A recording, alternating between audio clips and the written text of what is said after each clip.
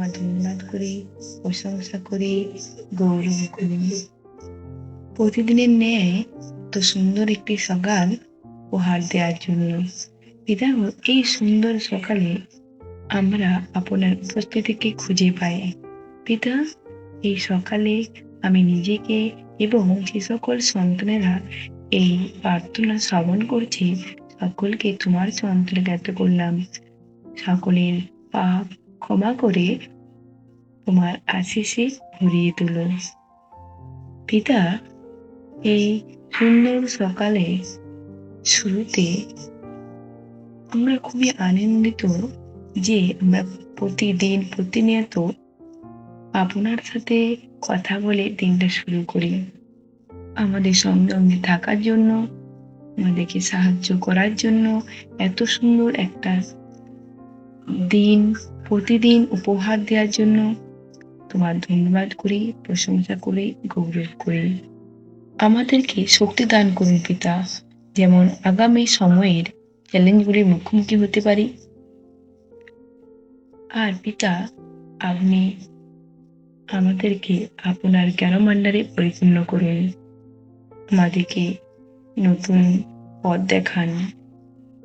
পিতা, আমাদের পেছনের সমস্ত ভুল ত্রুটি, যা কিছু খারাপ সবই ভুলিয়ে দিয়ে সামনের দিকে নতুন জীবন দান করুন পিতা।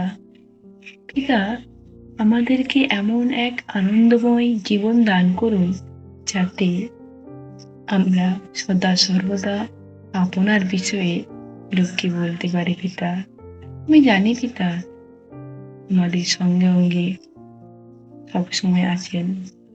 পিতা, এই প্রার্থনা যারা শ্রবণ করবে পিতা, তাদের জীবনের সকল দুঃখ কষ্ট জ্বালা যন্ত্রণা যা কিছু আছে পিতা, স্পর্শ করে সুন্দর করে দিও পিতা।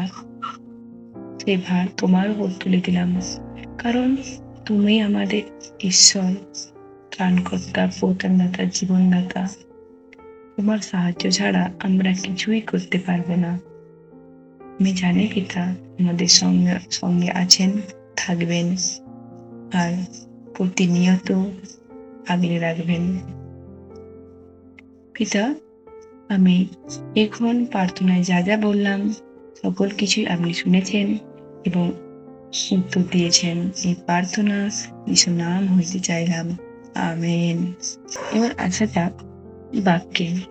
হিতোপদেশ 3 অধ্যায় 5 পদ।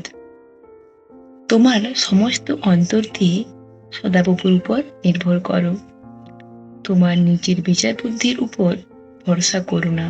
তোমার সমস্ত চলবার পথে তাকে সামনে রাখো, তিনি তোমার সব পথ সোজা করে দেবেন, আমেন।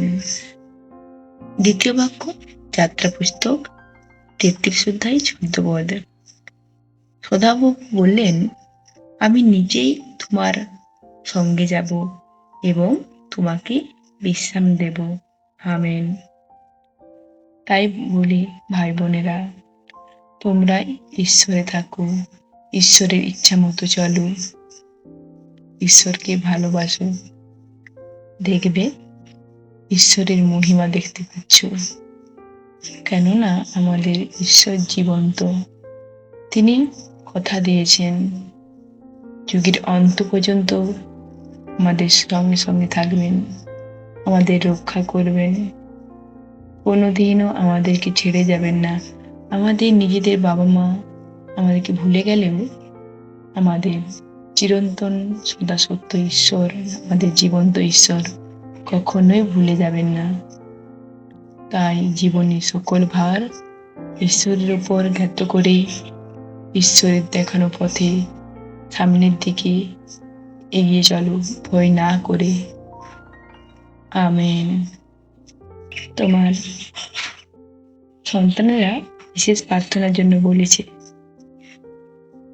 1, চক্রধর ঘোষ। পিতা, তোমার এই সন্তানের ঘাড়ে খুবই যন্ত্রণা হয়, তার অ্যাক্সিডেন্ট হয়েছিল পিতা, অপারেশন হয়, তারপরে সেই যন্ত্রণা রয়ে যায়, সেই যন্ত্রণার মাধ্যমেই সেই কাজকর্ম করে পিতা। পিতা, তাকে তুমি স্পর্শ করে তার এই যন্ত্রণা থেকে মুক্তি দাও পিতা। তাকে সুস্থ দান করো পিতা। এই ভার তোমার উপর তুলে দিলাম। পিতা, তোমার দ্বিতীয় সন্তান সুশীলা ঘোষ, সে খুবই অসুস্থ পিতা, দাঁড়াতে পারছে না। তুমি তোমার পাতে তাকে দান করাও পিতা। তাকে সুস্থ দান করো পিতা। এই ভার তোমার উপর দিলাম। সবশেষে বলি, তোমরা ভয় করো না। জীবনে যতই দুঃখ কষ্ট আসুক, ভয় করো না। জানবে আমাদের সঙ্গে সঙ্গে আমাদের চিরন্তন সত্য জীবন্ত ঈশ্বর, আমাদের স্বর্গস্থ পিতা, আমাদের প্রভু যীশু আমাদের সঙ্গে সঙ্গে আছেন। তিনি আমাদের রক্ষা করছেন, করবেন, আর প্রতিনিয়ত সঙ্গে সঙ্গে থাকবেন। আমেন।